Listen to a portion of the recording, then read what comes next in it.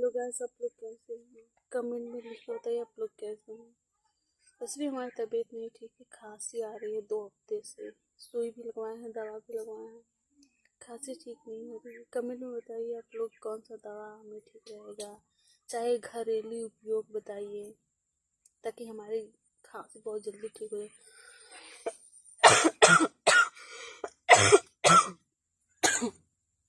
आप सब देख सकते हैं कितनी खांसी आ रही है हमें।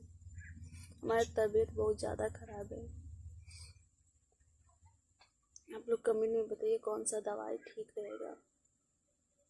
बहुत ज़्यादा तबीयत खराब।